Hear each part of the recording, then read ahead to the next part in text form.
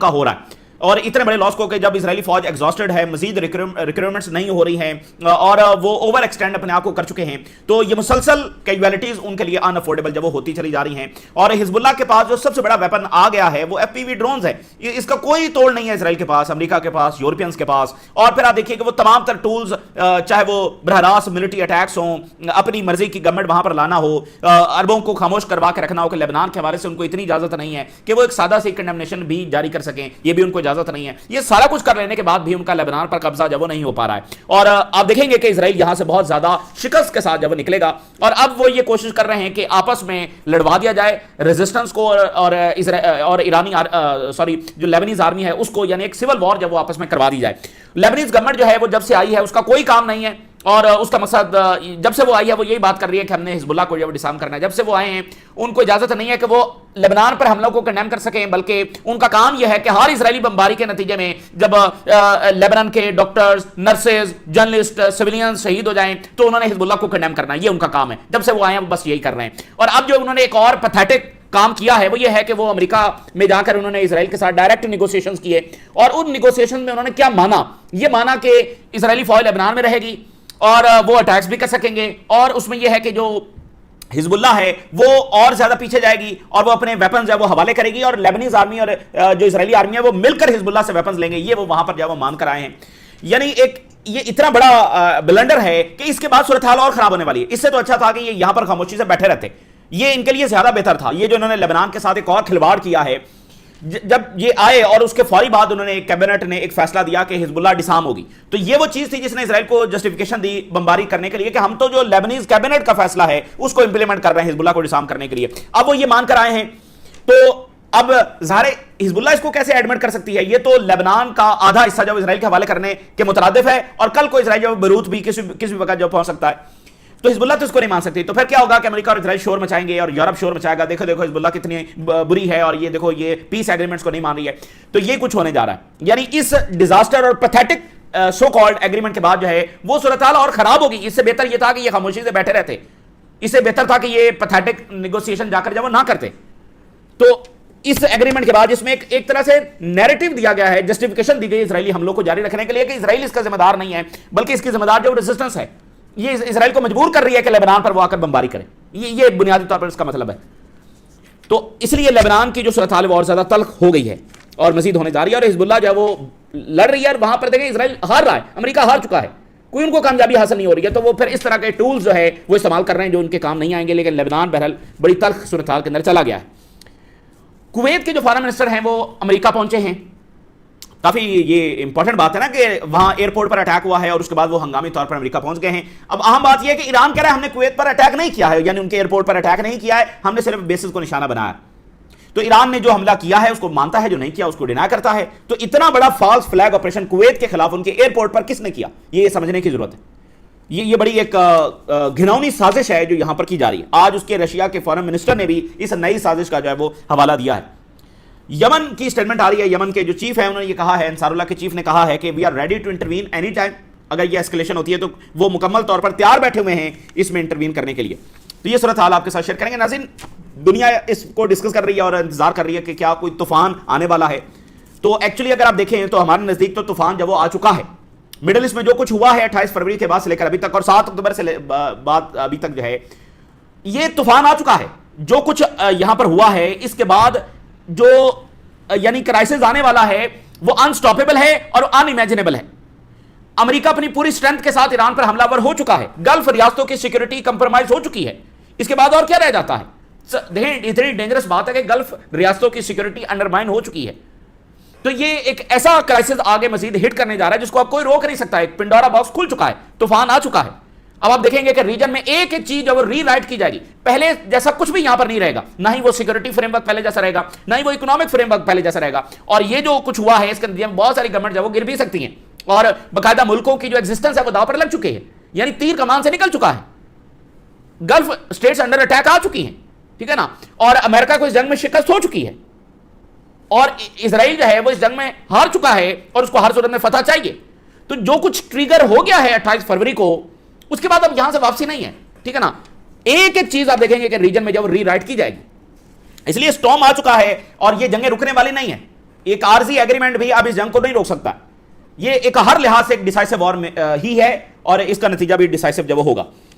दूसरी बात यह है कि अगले आने वाले 2 महीनों के बाद एक्सपर्ट्स के मुताबिक इमीडिएट जो बुरहान है वो दुनिया को हिट करेगा।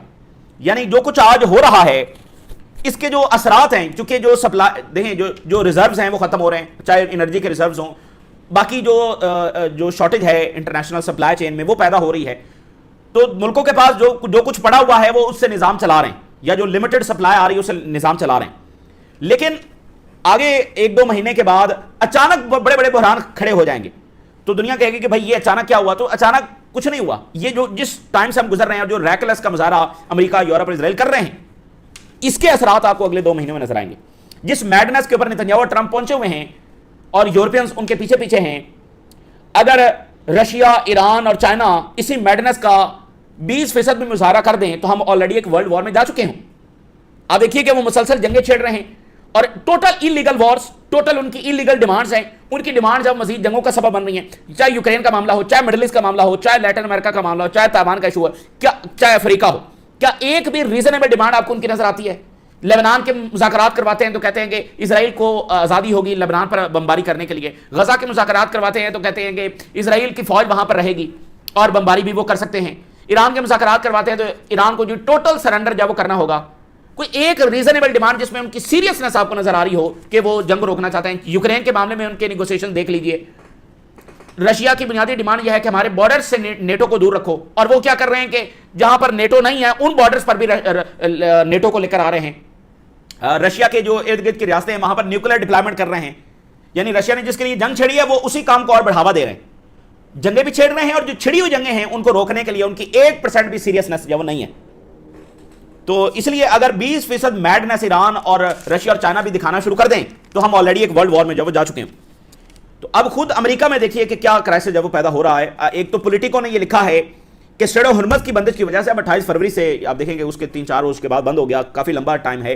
स्ट्रेट ऑफ हॉर्मज़ की बंदिश की वजह से पेट्रोलियम स्टॉक्स जब वो डेंजरस लेवल के ऊपर लो होने जा रहे हैं दुनिया के। यानी दुनिया इस वक्त जब वो अपने स्टॉक्स को इस्तेमाल कर रही है वो डेंजरस लेवल के ऊपर लो होने जा रहा है। खुद अमेरिका के जो ऑयल रिजर्व्स हैं वो 1980s के बाद सबसे लोएस्ट लेवल के ऊपर जाने वाले हैं। हालांकि ट्रंप का शोर आप सुन लें कि हमारे पास ऑयल है, हमारे पास ऑयल है। ओ भाई इस तरह से नहीं होता, ये कनेक्टेड सप्लाई चेन है। ये आप नहीं कह सकते कि स्ट्रेट ऑफ हॉर्मज़ से तो हम ऑयल लेते नहीं है, नहीं, ये कनेक्टेड सप्लाई चेन है। और 20-25% जहां से एनर्जी आ रही हो वो बंद हो जाए तो उसके असरात नहीं आएंगे। ये कैसे हो सकता? तो बेशक अमेरिका के पास ऑयल है लेकिन हीलियम गैस उनको चाहिए, बहुत कुछ और चाहिए। तो डेंजरस लेवल के ऊपर लो हो चुके हैं अमेरिका के। और आपको बताया कि $60 अरब तो अमेरिकन ने एक्स्ट्रा पे किए हैं एनर्जी की मद के अंदर। और आज फाइनेंशियल टाइम की ये रिपोर्ट है कि जो बड़े बड़े अमेरिका के इंस्टीट्यूशंस हैं, जहां जो प्राइवेट इंस्टीट्यूशंस हैं, बैंक टाइप जैसे जेपी मॉर्गन है, सो ऑन, बाकी जहां पर जो बड़े बड़े बिलियनर्स हैं वो अपना पैसा इन्वेस्ट करते हैं और फिर उससे उनको मुनाफा भी मिलता है। तो ये बड़े बड़े इंस्टीट्यूशंस हैं जिनके पास ट्रिलियंस ऑफ डॉलर्स के एसेट्स हैं। तो अब बिलियनर्स ने वहां से पैसा निकालना शुरू कर दिया। बिलियंस ऑफ डॉलर्स उन्होंने अचानक निकालने की जब कोशिश की है तो इन इदारों को यह खतरा पड़ गया है कि ये तो कोलैप्स हो जाएंगे। इतना पैसा अगर आप अचानक निकालते हैं तो फिर काम उनका कैसे चलेगा? तो उन्होंने जब वो पैसा निकालने पर पाबंदी याद कर दी है कि आप सिर्फ 5% जब अपनी इन्वेस्टमेंट्स का निकाल सकते हैं। यानी ये हालत जब अमेरिका में हुई पड़ी है, ये बहुत बड़ा साइन है कि वहां पर एक पैनिक फैल रहा है अमेरिका में। देखिए ये जो इंस्टीट्यूशंस हैं ये समझ लें कि दुनिया को चला रहे हैं और अमेरिकन गवर्नमेंट को ये चला रहे हैं। इनके पास ट्रिलियंस ऑफ डॉलर्स के एसेट्स हैं, तो इनमें पैनिक फैला हुआ है और वहां से बिलियनर्स वो पैसा निकाल रहे हैं। ये तो दुनिया के सेफ हेवंस हैं। अब अगर यहां भी कुछ आपका सरमाया सेव नहीं है तो दुनिया के किसी कोने में सेव नहीं होगा। यानी बैंकों में पैसा नहीं रखा हुआ, ये बड़े बिलियनर्स हैं वो यहां इन प्राइवेट इंस्टीट्यूशंस में उन्होंने पैसा रखा हुआ है। तो वहां पर भी अब वो निकालना शुरू हो गए। ये एक बिग लेवल ऑफ साइन है उनके पैनिक का। और आज जो रिपोर्ट सामने है कि ट्रंप का जो रेटिंग है वो मजीद लोएस्ट लेवल के ऊपर जा चुकी है। 500 दिन मुकम्मल हो चुके हैं उसके इक़्तिदार को, दूसरे टेन्योर को, और उसकी जो रेटिंग है वो लोएस्ट लेवल के ऊपर जा चुकी है। देखें ट्रंप की इस वक्त हालत क्या है। रोज उसको बताना पड़ता है कि हम जीत गए। मतलब इस रोज बताना है कि हम जीते हुए हैं।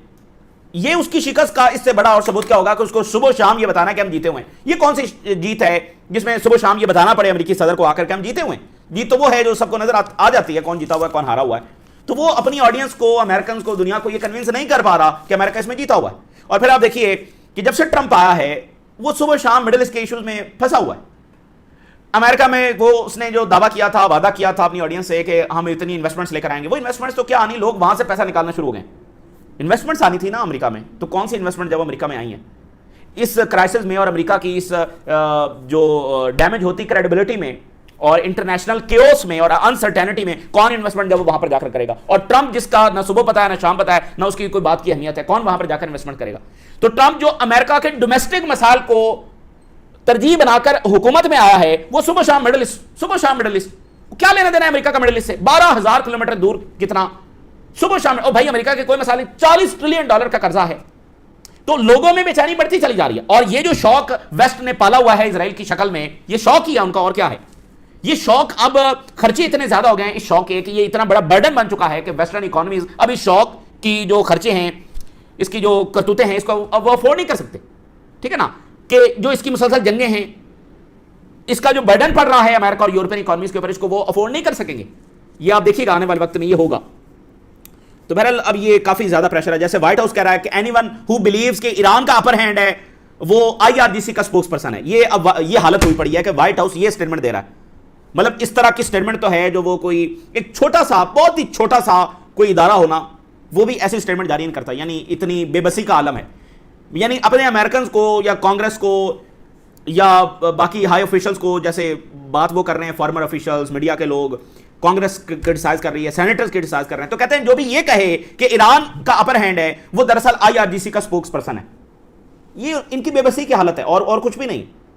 यानी जो ये बताया, रियलिटी बताया कि हम इसमें हारे हुए हैं, वो आईआरजीसी का तर्जुमान हुआ। ये तो मतलब बहुत ही आप कह लें कि लो लेवल जाकर आप इस तरह की ब्लेमिंग फिर शुरू करते हैं। अब मतलब बहुत नीचे जा चुके हैं। यह आपकी डिक्लाइन का सबूत है इस तरह की बातें। रशिया के फॉरेन मिनिस्टर ने आज फिर वो बात दोहराई है जो कि असल बात है। वो ये है कि रशिया के फॉरेन मिनिस्टर ने कहा कि इजराइल इस यहां पर कोई एग्रीमेंट नहीं होने दे रहा क्योंकि वो ये नहीं चाहता कि अरब और ईरान की रिकंसिलिएशन हो। क्योंकि देखिए ये बात बड़ी क्लियर है कि अरब और अगर ईरान की रिकंसिलिएशन हो जाती है, दोनों की आपस में दोस्ती हो जाती है, दुश्मनी का खात्मा हो जाता है, दोनों एक हो जाते हैं, तो इजराइल का गेम ओवर हो जाता है। इजराइल का यहां पर दाल गली ही इसलिए है और उसकी एक्सपेंशन और उसके सारे जो जुल्म है वो जारी ही इस वजह से है कि इनकी आपस में लड़ाई है। अभी आप देखें लेबनान में सिर्फ अरब ममालिक किस लिए कंडेम नहीं कर रहे कि ईरान ने स्टैंड लिया हुआ लेबनान के लिए, इसी वजह से कंडेम नहीं कर रहे। तो इसी डिवीजन का तो वो फायदा उठा रहा है इजराइल। अगर ये आपस में एक हो जाए तो इजराइल क्या करेगा? इजराइल का तो गेम ओवर हो जाएगा।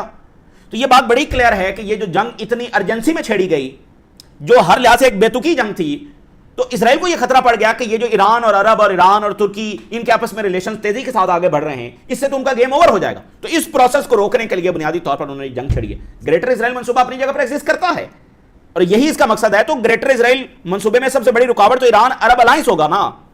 तो इस अलायंस जो कि ग्रेटर इजराइल प्रोजेक्ट में रुकावट है, तो वो एक ऐसा क्योस यहां पर फैलाना चाहते हैं कि इस प्रोसेस को रोका जा सके, क्योंकि इसका मतलब उनका गेम ओवर है। So Israel does not want rapprochement between Iran and the Arab countries, and United States is taking a hesitant approach.